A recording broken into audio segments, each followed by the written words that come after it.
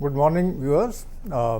This is UGC CEC-UGC network, and we run a series of lectures on Indian writing in English, and this has been going on for a number of months, and already more than 25 lectures have been uploaded, and this program has covered large areas of Indian writing in English starting from the 19th century. It has included poets, prose writers, novelists, thinkers, critics, dramatists. And today's lecture would cover the subject contemporary women poets in Indian English, and this will be the part 2. The first part has already been done. For this lecture, we have with us the resource person called Professor Richa Bajaj. She teaches English literature in Hindu College, Delhi University, and she has experience in, apart from teaching, in other areas of, for instance, writing. She gives discussions, she does textual analysis, she has published books, and she is at the moment also involved in the project of translating a major Hindi poet into English. Therefore, I now request Richa Bajaj to present her lecture. Thank you, Dr. Anand Prakash. Welcome viewers to yet another discussion on contemporary women poets in Indian English. This is the second part of the series. In the first part, I had discussed the writings of Kamla Das along with Imtiaz Dharkar and Eunice D'Souza. And they belong to the first, so they can be very clearly called the first generation of poets who wrote in Indian English. And today I'm moving towards the second generation of poets who have earned a name for themselves in the field of poetry, and they're also using English in their specific ways and to express their experiences. Now, I have chosen, these writers. I'm going to talk about some 5 select poets today. The list is, of course, this is by no means an exhaustive list, so the list is endless. But, I'm choosing these writers who are writing at the turn of the century.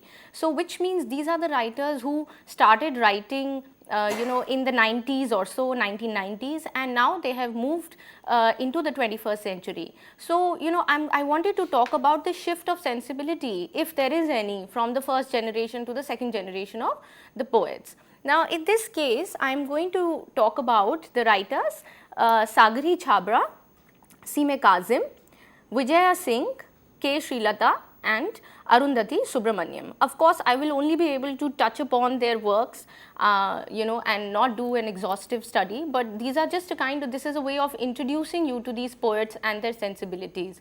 What is the approach they take, how they view themselves in the new changing conditions in India. If history is a dynamic entity, that means that our conditions are changing constantly and our concerns are changing constantly. So, women also find themselves in a new atmosphere, they find themselves caught up with new issues. So, what are those issues and how women actually deal with these issues would be the major part of my discussion today. And the concerns of poetry, Indian English poetry in women writing is what we are going to look at today. So, you see, let's look at the the overview of these poets first. Who are these poets exactly? So, Sagari Chhabra, she's a poet and a playwright and an author. She has written for children. There's a book called The Talking Tree, which is a story in verse. She's written on the Indian freedom struggle, and she traces the journey of India and Southeast Asia there. But most importantly, she talks about the tales of these forgotten heroes, particularly women who participated in the freedom movement, who went to jail, and their names are, seldom they make way to any history books. So, these are alternate histories that are being provided by such writers. She goes on to, she has a collection of poems which is titled The Professional Woman's Dream. She's also written a play, The Gift, which is based on India's nuclear aspirations and the dangers that the country faces based on that. Apart from an author, apart from a writer, she's also a filmmaker. So she's written and directed 15 films, and she's won many awards for these.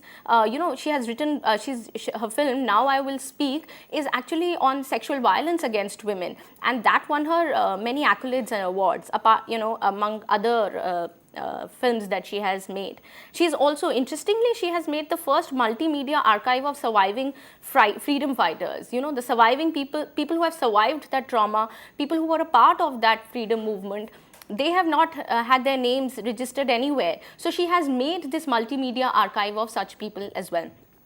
So you see that, this is the work that she's done. This is the kind of poet she is. What I'm trying to emphasize through this kind of a overview of her life is that, she's a woman writer, but she's a very sensitive writer who's acknowledging the concerns of many marginalized groups in society. Her concerns are not limited to women-centric. Of course, she's talking about women, and very strongly so. But her concerns are not limited to women. They are with, she talks about other groups as well in society, other oppressed or marginalized groups. Let's move on to the second poet and the third one here.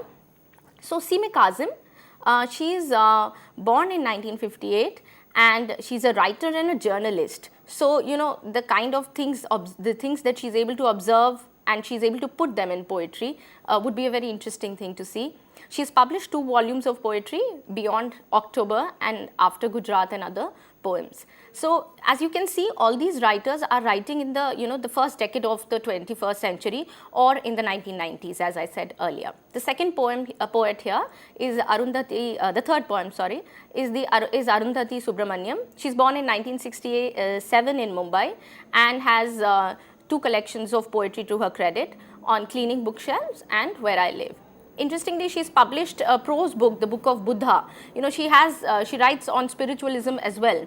And she has headed Chauraha, an interactive arts forum at Mumbai's National Center for the Performing Arts. Let's move on to the other 2 poets, K. Srilata and Vijaya Singh. So K. Srilata is born in 1968 in Ranchi, and she is a poet, translator, a fiction writer, and an academic who teaches in Chennai. So, and she has many books to her credit, as you can see here. She's also translating the short fiction from South Asia, and also editing the book of Tamil poetry. So she's engaged in a lot of academic work. Let's go to the last poet here, Vijaya Singh. She's born in Kota in 1973. So in the list, she's actually youngest in terms of age, and she studied in Jaipur and teaches in a college in Chandigarh. And her first book of poetry is titled First Instinct, which came out recently in 2014. So these are the poets that we are going to talk about. As you can see, they are varied from different regions, from different communities, and but there is a kind of a feminist voice or a kind of woman's voice that you see, very distinct woman's voice that you see in their works. Now, you see, when we move to their kind of themes and issues, then you realize that these women are, they have had, all of them are, they have had some grounding in intellectual work that they have done. They've all studied women's movement. They have all had this, the heritage of, the first women poets of the 60s and 70s who have made a base for them, and they have learnt, these ideas of feminism, of womanism, of other aspects of women's identity. So you see, they have, in a way, they are born and they've been, their formative years, they have seen a kind of a feminist paradigm emerging around in the intellectual world. So, and there is another interesting thing that takes place at the turn of the century is that a lot of institutions, in the country, they start having these women study units, and the women studies becomes an important discipline in many of the, academic institutions. So you see, they are aware of these paradigms, they are aware of the women issues. So what I'm trying to say here is that these writers are more, in a way, they're self-aware. they're aware of the existing paradigms that have been that are available to them. They don't have to, in a way, fight for a space that the earlier poets had to fight for. The space has already been created somewhat for them, and now they are trying to work within that space and push its limit or take the task further, etc. So the idea is that these poets are working at a different level. They are not bound by those concerns which were important for the poets of 60s and 70s, that is to fight for their rights, to talk about women-centric roles, to talk about the roles of a wife or a daughter, all these concerns which otherwise had held a primary position in the works of Kamala Das and other writers, is not so much there. Here the writer is talking about the experience of a woman, but but relating that experience to the larger social conditions, relating that experience to the contradictions that emerge in society around them. So they are more self-assured, they are more self-aware, they are confident, they know where they are, they know the flaws of the system, they know that patriarchy is still in place and it's still working, it's evident in everyday life, but how they will negotiate this reality, how they are going to approach this reality, what dent can they create in the present system is their concern. And so what you find is that their poetry is meditative, their poetry is questions certain ideas, it is reflective and it is introspective, all of that, but also very open-ended. It doesn't give you solutions, it doesn't tell you, okay, this is it. It doesn't have that sense of propaganda. They don't tell you that this is what we need to do, come out on the street. It doesn't have that kind of radical or revolutionary fervor as well. But it is, it's as if the poet were reflecting of the ways in which these issues or these prejudices in society can be countered. So let's look at a kind of a view of their concerns and issues and their styles. What do we see here? The themes and the issues. Let's look at them. So this is the turn of the century, and a new sensibility has emerged, among women poets. They speak, as I say, they speak more as national world citizens and less as individual women. They are citizens first and women later. Of course, the women sensibility is there. Next, awareness of belonging to the marginalized community. But at the same time, they join hands with other subgroups who suffer at the hands of the powers that be. And there is no more the confessional existential strain that you saw in the poetry of the first generation of poets writing in Indian English, and hence no propaganda as well. Their poems are very exploratory in nature. At the same time, their specific idea of love. Now, love forms a very important, theme in most of women poetry, and here too love finds mention, but it's a different approach and a new approach. Then, defining the self in relation to changing the cityscapes, objects and people. They are constantly, these poets, these younger poets are constantly defining the self in relation to the changing cityscapes. The world around them that is changing, their cities are changing, and the objects that they see every day, they're trying to define themselves and define the relationship they have with these things. Next, so they are self-aware and there is a sense of assurance and confidence in them. They are no more going to be bullied, they know it, but they are also at the same time very self-critical. They are evaluating themselves and their responses to the surroundings. They often are aware that they cannot do much. There is a sense of that they know that they could do, but they don't also. So that's where their self-criticism comes. I will come to the individual poems where we find these as mentioned. So these are again, as we turn back to the themes and issues, the sensitive voices registering protest against social intolerance. So these are, wherever social discrimination or wherever social intolerance is found, these writers, these are actually sensitive voices who, they raise their voice against all kinds of discrimination in society. There is a very strong sense of humanism here, of course. The idea of home, also is very interestingly brought out in their works, in their poetry. What is home? And for some, the home and the body are the same, and the home is where one's memories are, the home is where his history is, all of that. That there is a very, this is a new concern among these writers, urbanity and the consumerist lifestyle. Now, this is something which was, which I did not find very predominant in the earlier poets. Here, of course, the consumerist lifestyle and of the kind of the fast lifestyle, and which is which is just fraught with this kind of competition and money making as an enterprise, is quite high here in this kind of poetry. The world of the money has taken over the world of poetry also, and of academic work. So finally, what is their approach to academicism and feminism? Are they creating a kind of a new feminism for themselves? Are they even bothered to talk about feminism, or are they questioning the feminist ways of earlier critics? So these are the concerns that emerge from their works. So let's go to the first concern here that I wish to talk about, which is love. Let's take a look at how these writers have approached love. So Arundhati Subramaniam, she writes in her poem 5.46 Andheri Local, I quote, "When I descend," that is the local train, "when I descend, I could choose to dice carrots or a lover. I postpone the latter." So do you see, among the many mundane aspects of life, such as carrots and the local trains, the lover is only one among these things. The lover is not seen as the center of the life of the poet.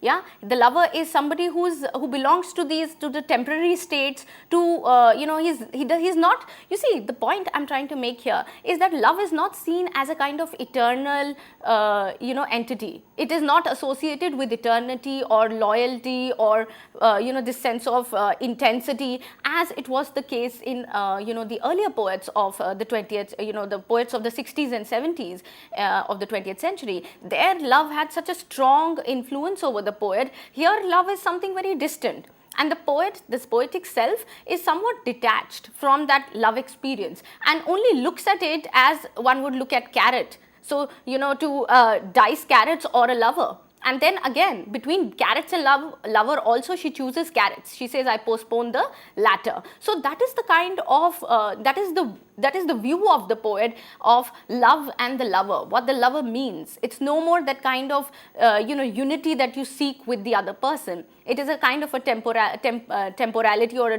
temporary state which is going to just phase out in some time. So you see, that is the approach taken by Subramaniam in her poem. And when I speak about Vijay Singh, let's look at what Vijay Singh has to say here. So Vijay Singh writes actually an elegy for love. She's talking about the death of love actually. And the poem is titled An Elegy for Love, where she asserts that the love experience demeans her. And I quote, how does it demean her? It demeans her like this ballet performance, standing on toes to reach one another. This impossible feat of swirling on a single toe, the weight of the entire body, and not lose dignity, poise, and beauty, unquote. What is she really saying here? She's talking about the experience of love, She says that it is impossible that I don't lose that sense of dignity. I don't lose my sense of, my sense of poise.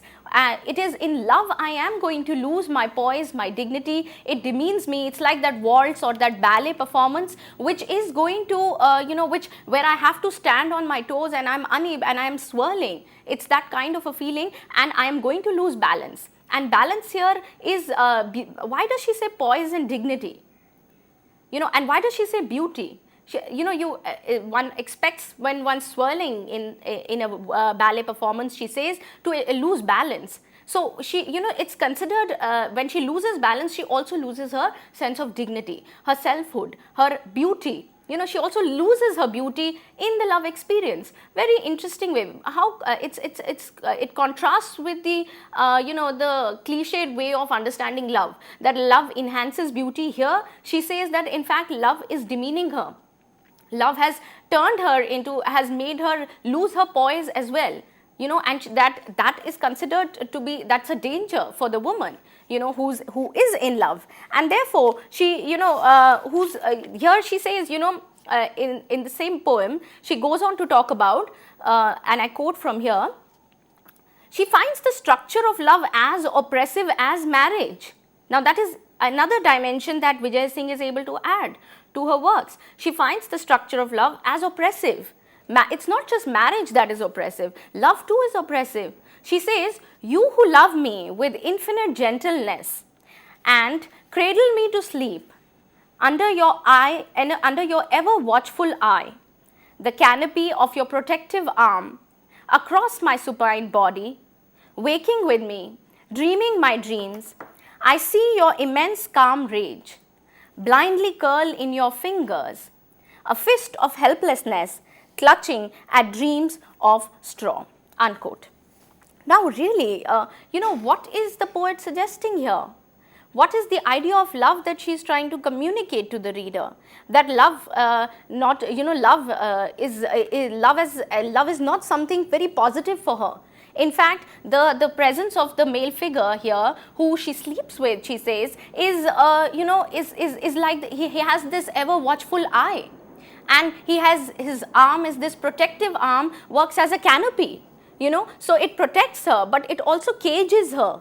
It also, in a way, is keeping a watch over her. So he wakes with her and he dreams her dreams. So she has, in a way, lost her sense of self. She's lost her selfhood. When she says, you dream my dream, there is this sense of, that kind of surveillance that is attached with love.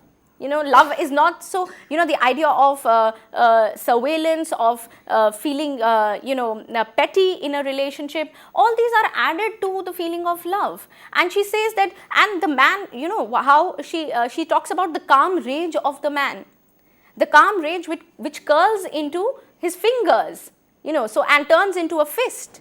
So, and a fist that is, where a fist that is clutching at dreams of straw.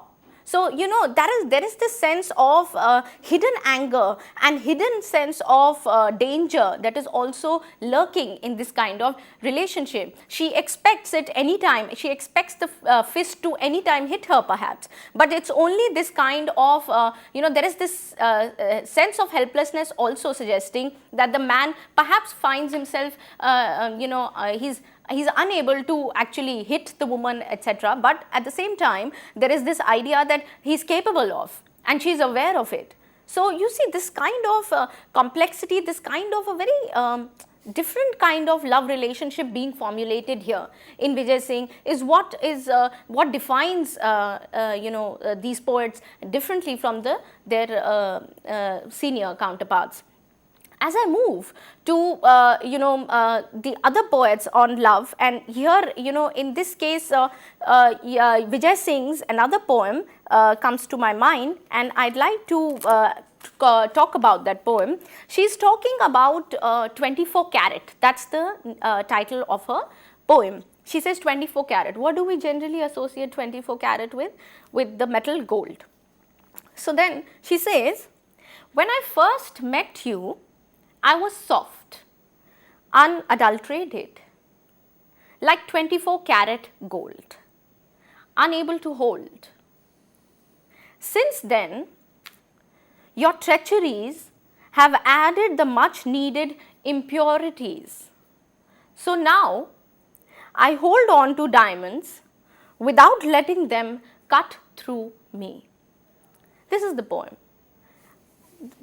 It's such a striking metaphor that she has taken here of the gold metal, suggesting that because when the gold metal, the 24 karat gold metal cannot hold, is not impure, it is pure. And so when she meets the man for the first time, and when she's engaged in the, with the man in terms of love, the love relationship, at the beginning, she is vulnerable, she's pure at the same time. So you see how the two things are working. She's unadulterated.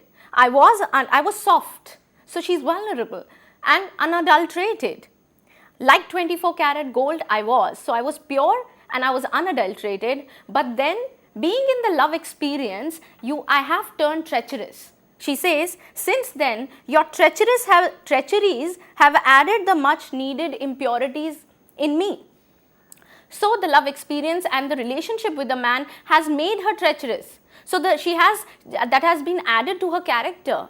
So she talks about the deceitful nature of love, and also, love with all its treacheries and deceits. That this is what has, the love experience has also altered her person. It has not, the genuine self has also been altered in the process, in the experience of love. And what has happened now? So now she's become impure, but now she can hold on to diamonds. So which means now diamonds also cannot cut her through with their sharpness. Now she's gained the experience, she has also become now strong in the process. You see both the things there.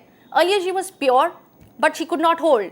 She says, unable to hold, 24 karat like, I was unable to hold. But now I've become strong. So I've gained strength, but I have also lost my genuine self. I have also lost that purity which I earlier had. So you see, this is how the love experience is being defined by the new poets. This is how they look at the love experience. This is how they see the love experience as harming their sensibility and their sense of self. So, very interesting take on love. Now, as I move on to the next idea of, that is raised in their works, let's look at, the concerns here. So, these poets are raising voice against discrimination. We have Sagari Chabra and Seem Kazim in this case. Now, this is when I said that they talk about discrimination wherever it happens in society. So Sagari Chabra says, I was Radha, awaiting eternal love, straining my ears for him who played the golden flute, till they came, playing the local brute, using my own faith to rape, maim and loot. I saw them smashing a black boot in the soft belly of that pregnant woman. I saw them impregnate the air with hate. So you see what is being talked about here. That, she was expecting, so she became Radha in the process, she became Radha and she was awaiting for eternal love, and she was waiting for eternal love, but what did she find with the man of flute? She is referring to Krishna, of course, here. And, she was waiting for the man with the flute, referring to Krishna, Radha awaiting Krishna. But now who comes in turn? There comes these rioters, they come here, men who she sees as local brutes, who kick women and kick pregnant women, and she saw the black boot. So the black boot here is a symbol of power, is a symbol of masculinity, that the black boot doesn't see the soft belly of the woman, but kicks the pregnant woman. And you see the play on the words, pregnant, and later she uses impregnate, and impregnates the air with hate. So, she's trying to pitch this kind of hatred against all the values of humanism, such as love. So she is trying to emphasize the values of humanism by talking about the kind of intolerance and the kind of violence that women face, at the hands of the males, who in times of any kind of social turmoil, they actually strike the woman first, and they don't see whether it is a child or a pregnant woman or any. So she's talking about this kind of pain that she experiences when she hears such things and sees such episodes. So this is the kind of violence that we find in Sagari Chabra, and I will come back to this issue and talk about this as it has been represented by another poem, Seem Kazim, in her works.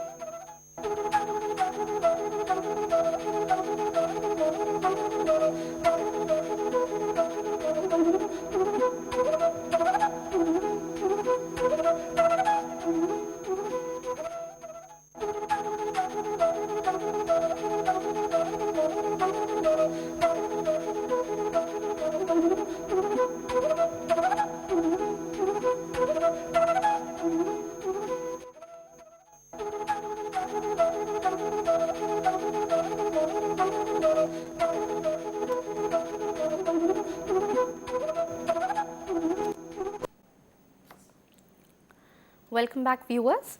I was discussing with you the issue of violence against women and social discrimination. So, in this about this particular topic, we were discussing how Sagari Chhabra has responded in her poems to social violence that is that women are made to face whenever there is any kind of social turmoil that takes place in society. So here again I take you back to the phrase and the quote from the poem. Here again in the second poem, so the earlier poem was in Gujarat again. The second poem that I wish to read from is Closure. Let's see what Sagari Chhabra has to say here. She says, apartheid in the imagination turns into a blockage of the throat. A woman's whimper, a child sobbing at seeing his father burnt. All sounds remain muffled. I continue to work unruffled. But there is no luxury for the self. Amidst graveyards and refuse, people sleep in rags, without sheets, clutching memories, having lost what they once lived and loved. Unquote. She is referring to apartheid. Now, apartheid here is referred to is being referred for this kind of prejudice that runs through society against one community. So, how do how does one community look at the other? She says that we are so much apartheid. This kind of biases and prejudices they turn into a kind of blockage of the throat. As if they will not let you. You cannot then remove it. They turn into these blockages and you cannot even see, you cannot hear, you become insensitive to the cries of a child or a woman. You become insensitive to the suffering of people. These poets are very sensitive and, they are able to look at the suffering of people who have been displaced, who have turned into refugees because of conflict situations that they face at home. And, it's just this kind of a understanding is not just limited to one region or one place. It's a kind of a, they have a sense of cosmopolitan view in this sense. In fact, there are writers who are talking about the Iraq war as well. There is talk of the Gaza Strip and the violence that is going on there. So, you see they are commenting on both all these aspects and I will quote from another poem, another poet here, CEC-UGC. Now, she expresses the predicament of being an Indian Muslim. What is it to be an Indian Muslim? So she actually talks about her predicament in the situation, and she says that what she's trying to do in her poem is, of course, talk about how people respond to her name, how people respond to her as a person, and that there is a sense of bias that they already carry. Now, this bias is what Sagari Chhabra earlier talked about as apartheid. So we carry this apartheid in our heads, in our minds, and therefore this turns into a blockage in our in our perspective, in our perception. So this kind of a thing is talked about in CEC-UGC as well, who says that I am always met with this kind of prejudice when I tell people my name. She also talks about, her poetry is not just about this kind of a grudge that she carries or this kind of a problem that she is talking about. She is also talking about taking us back to the shared history of the two communities in India. She is also focusing in her poems on a shared culture, and she says that I'm made to talk about, our bonds, our strong bonds and our similarities in food, in custom, in culture. So she says that I have to explain all of that because that is what India is for her. And you see, she talks about in one of the poems, she talks about it, and I'll come to that. She says here, let me read that out for you. She actually says that, she talks about the history of the region. And when she talks about that, she says in the poem, it's called Being an Indian. And she says that the carnage makes me talk about being an Indian, of the fact that my roots can be traced to the plains of Uttar Pradesh in the 18th century. I keep recalling my long dead grandfather, a Sanskrit scholar, composing his songs in Braj Bhasha and seeking pundits and astrologers, my horoscope lies somewhere in a rusted chest. I extol every day how much we share. I feel now I must explain our bonds in food, art, ceremonies, customs, language, dress, love, hate, passion, desperation, death. This is the poem. I've read the entire poem, in fact, being an Indian. She's trying to trace the roots of the two communities and suggest that her grandfather, who was a Muslim, who belonged to a Muslim community, was a Sanskrit scholar and consulted astrologers and got her horoscope made. So there is this sense that she's trying to talk about, and that it is only in the post-partition period that the two communities have developed this kind of this sense of animosity. She says that I need to go back to the 18th century and to the medieval times, when the two communities spoke the same language. In fact, at that time there was no Urdu and Hindi, so there was this Hindavi being spoken. In fact, the example of Amir Khusro comes to mind, who used both Persian and Braj Bhasha in his poetry. So, this kind of a heritage that is being evoked in her works, that we have a shared past and the language itself was one, and it's only in the 20th century that linguistic divisions and provincial identities become prominent and seem to give identity to people. Before that, where she talks about her in the case of her grandfather, she says her grandfather very easily could fuse both cultures. He had a different faith, but he also consulted the astrologers. He was a scholar of Sanskrit, even when he would be quite fluent with Persian or Urdu. So you see, that's what is being talked about. So the language debate has become a very politicized debate in our own times. So she's trying to, what Seema Kazim is doing here is trying to get back that heritage in a new environment, to move away from the 20th century turmoil or the environment of animosity. She's trying to build a new environment for the 21st century, and she says that we have more in common than we think, and she's trying to talk about the bonds that we share in terms of our culture, in terms of our the ceremonies that we have, in arts, in food, and she says that they are fused together. But you see, very interestingly, soon after she says our bonds in food, art, ceremonies and customs, language and dress, she moves to love, hate, passion, desperation, death. These are the terms that are being defined, that are defining communities today. While she says that we need to look at our common bonds than look at our differences. So that's the difference. So coming to how she feels as a woman, Seema Kazim, as an Indian Muslim, she says that in her poem Indian Muslims, she says that I'm asked that, so you are a Mohammedan, it's attached after my name, drawn breath, expressions change, and within seconds I become another race. So she's trying to fight the prejudice of the of the region, and she's trying to create space for more dialogue and create space for a commonality and and move away from an environment of animosity. So you see, this is the new way that is being taken by these writers, to forge new bonds and to look at things that bring them together on a common ground. So that is the second concern that I wish to talk about. Here I would like to take the opinion of Dr. Anand Prakash and ask him what he thinks about these new poets. Yes. Ms. Richa Bajaj, when you were talking about these poets shifting from the interest of the previous generation, yes, I was wondering as to why this happened, how this might have happened. And mentally I was going into the question of the forces that are now of a different kind in India. And in the case of women, for instance, when the first generation women poets came, then they were talking about themselves mainly.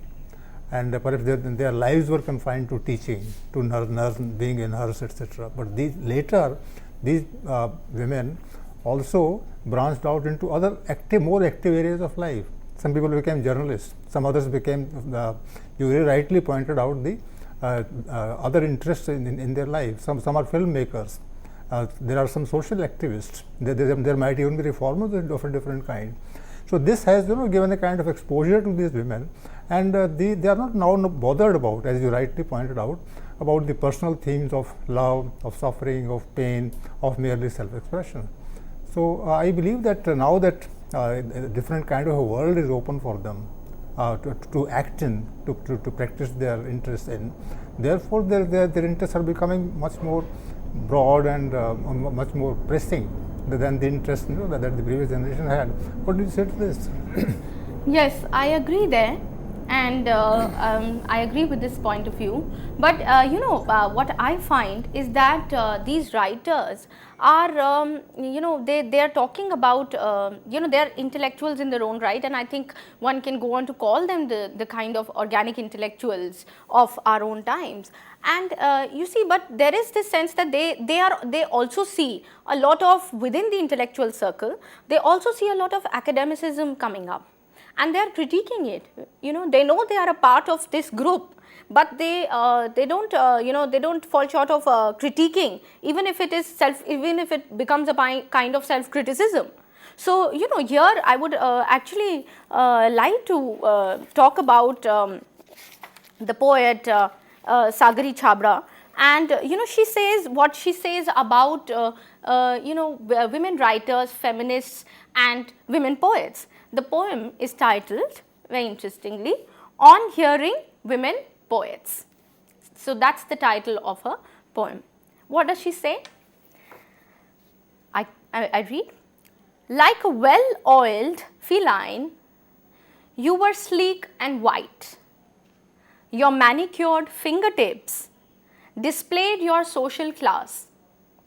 Your lips sought power for the oppressed behind a powdered facial mask.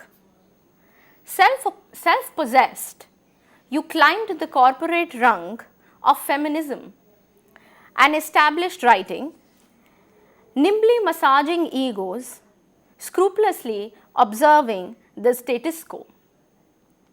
Unquote. You see what she is able to look at, this kind of feminism that has also become a commodity in the market to be sold. Feminism that has become corporatized, and that is there to be sold. And what is she, look at the sense, that how ironically she's portraying this feminist who is, she calls her like a well-oiled feline. Now she's talking about this cat-like agile suppleness of this woman, this graceful woman who comes on the dais and speaks to people about feminism. And you were sleek and white. Your manicured fingertips. Now manicured fingertips, it displays your social class. Here very interestingly, what the poet is able to do is that the poet is able to talk about the hands of women. In another poem also she is going to take that up, how the manicured fingertips tell you that this is a woman who would not work. Compare it with a working woman on the field, a woman who is engaged in hard labor, who would not have these manicured fingertips. What are manicured? Polished, basically, nails which are polished, and that polished nail tells you that what is the class of the woman.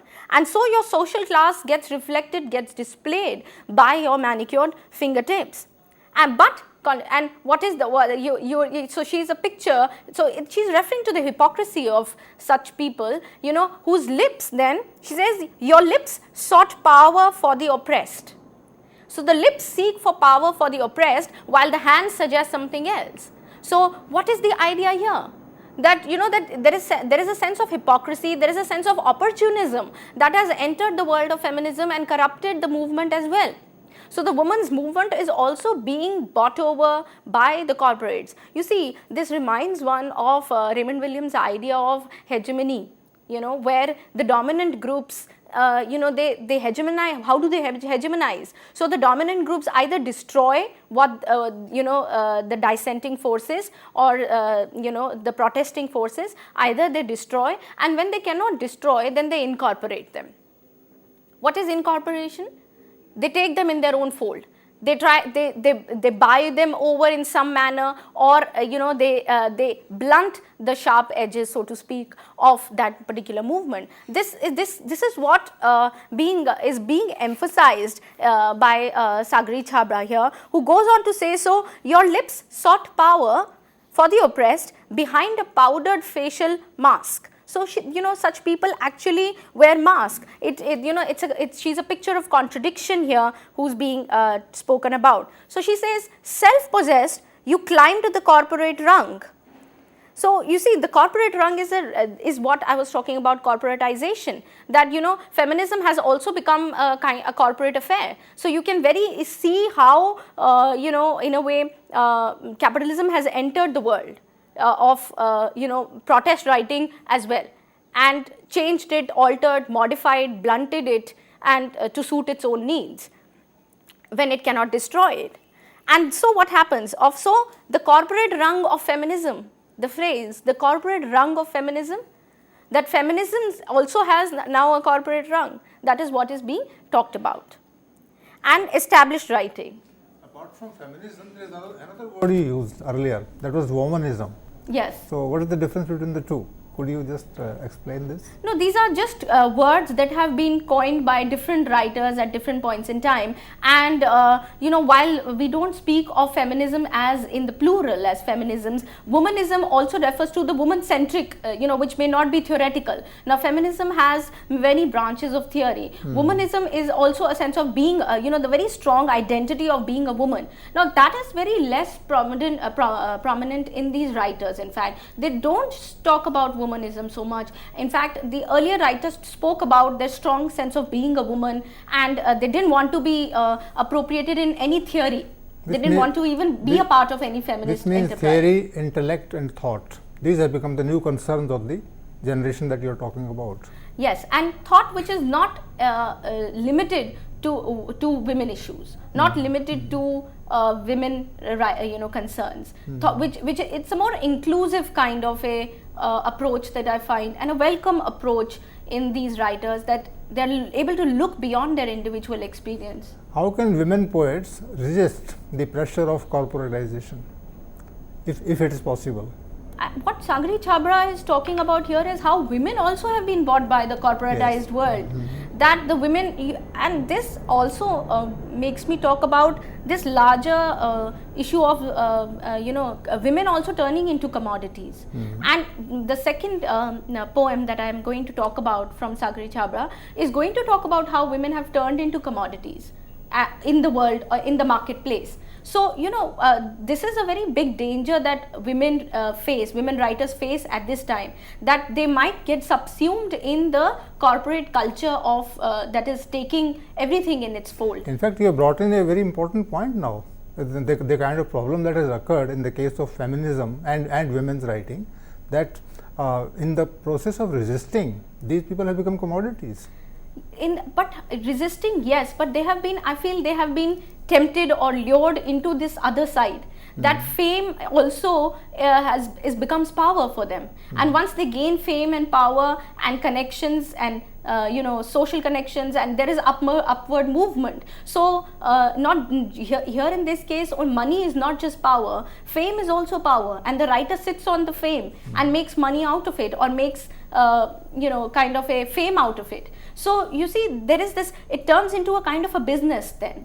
So there may be a case that a writer begins on a very genuine note, but then this writer becomes, in the process, is altered and is bought over by the other side. So that's the basic danger that lurks, and specifically so with the genuine, the more genuine the writer, the more dangerous one might be for the social system, and therefore the bigger the need to bring that writer in one's fold. And when that kind of a change happens, then it hits the movement in a very big way. So I think the idea that we have writers like Sagri Chhabra who don't shy from talking about these issues. They don't try to, they are also middle class women. They are women, perhaps upper middle class women. Sagri Chhabra is a filmmaker. She's famous. But the point that such writers from within can speak about the dangers that lurk in the process of this feminist enterprise. This is an excellent point that you are making regarding these, because they start with the kind of assertion of themselves, and that assertion is then bought over. Yes. So that's the tragedy in some ways of the movement, but I wouldn't call it a tragedy, because I see hope in writers like these who are able to talk from within, and they are able to expose such kind of writers. And why do we look at, she talks about one case that she's talking about this writer who's sleek and white, but that writer is not just one person, that is a larger trend. She's not just criticizing one person here, she's criticizing the larger trend that is taking over feminisms around, that is taken over everything, and in fact turned woman-centric discourse also into a kind of commodity, which is also used for titillation. Again, I feel that is another side of the story, So if I could read from another poem of Sagari Chhabra here. She says here, the poem is titled The Saloon. The saloon, of course, is where women go to dress up and, turn out into another commodities, and come out beautiful. So the idea of the saloon is to make you beautiful. It's a kind of a makeover, as the saloon would tell you. So what has Sagari Chhabra to tell us about the saloon? She says, in the saloon, women come and go. It is a shop where bodies are crimped, primped and processed. Hair torn asunder from roots to present waxen legs. Unruly furrows trimmed between eyes. Upper lips bleached to the color of the sun. There is nothing sacred here. Only the natural is profane. While women go insane, offering beauty between florid sheets for torrid nights, hoping to entice, seeking to allure, somehow secure the missing link. The pedicurist, a man in his 20s, lifts saris deftly and massages calves with a precociousness beyond his age. Only he knows the world's a stage. These women are as hungry as he. I see women with placid fat on their thighs, deposits of long siestas saturated with sighs. Their white arms bejeweled, their faces creased in facials, seated benignly like astronauts in an inner space, under dryers, watching the hours roll into the permed night, a fixture, a frizzed fetish, unfulfilled. Unquote. This is the entire poem. Just see how she's able to bring in so many things in the world, in the space of this poem. The first important issue is about women's body and how urban women, now this is where the question of urbanity also comes in, how urban women are turning, this is the consumerist lifestyle that I had earlier mentioned in the themes and overviews that I gave, that she's talking about the consumerist lifestyle of the urban sector. And here of course the reference is to urban women who go to salons to become beautiful. So they are crimped and primped and made beautiful. And so they are carefully dressed and they are made to appear beautiful. Why should they appear beautiful? Here she says that because they go insane. She says there is nothing sacred here. Only the natural is profane. How ironical is that? That beauty is not seen in the natural. The beauty is seen in the unnatural, the artificial. So get a different hairstyle, or get your hair permed, or get the nail polish. So women in their natural self, they are not seen as beautiful. They are made to adhere to an idea of beauty. So beauty is a construct, and whose construct is it? Of course, we are referring to both things here. One, the construct of patriarchy, but also the construct of a consumerist culture that she's referring to here. And so the natural is profane. And women, what happens to women? They go insane. They offer beauty between florid sheets. Now, see how she's using the words offering beauty. They are seeking to allure. They are hoping to entice. Who? Who are they hoping to entice? Who are they seeking to allure? The male, because they have been taught to do so. They have been, this is where the woman concern becomes important, that, you know, she's also looking at these women sympathetically, that, you know, it's that they have been made to feel that they must allure the man. They must appear beautiful, they must appear variedly beautiful, and that what they have, what they are, their natural self is not beautiful at all. They must change into somebody else. There must occur some kind of a makeover. So, you know, and then when she comes to the idea of the pedicurist, suggesting that these women they have a sense of desire and they wish to, exert it, and the pedicurist is aware. So there is this kind of, this hidden desires also that she's able to talk about through the poem. Last section, when she talks about the astronaut, she says that they sit under dryers like astronauts. Now the idea is that these astronauts are in fact people who are living in outer space. What is she trying to suggest here? She's suggesting that these women actually don't live in the world the material world. That they seem to be living in another space. They are so out of joint with reality. They absolutely don't know what is happening around them. So she's talking about the absence of social awareness among them and the need to create that social awareness.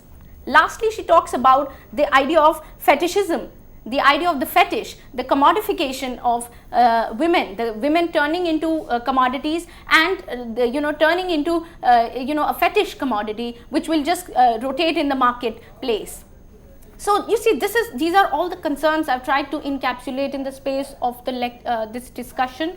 I know there are many more issues, and I'd suggest that you go and read these poems. You'll be able to make many more, you'll have many more insights on them, and you're welcome to share them with us. I hope you found the lecture useful. Thank you very much. Viewers, you would have seen the lucid way in which Ms. Bajaj has told us about the women writing of today, and the issues that they raise today are totally different from the ones that they had earlier. But their strength finally turns into their weakness, and for that they are not responsible. It is the surroundings which are influenced by the market, and that have worked this kind of a reversal. So with this kind of a note on problematization, where more work is to be done, more thought is to be brought in, the lecture has come to an end, and I think it has given us a great deal of food for thought, and we should wonder about these questions, and we should investigate them further. So I thank Mrs. Bajaj for this, and this kind of a lecture is more and more needed for the young generation today. Thank you.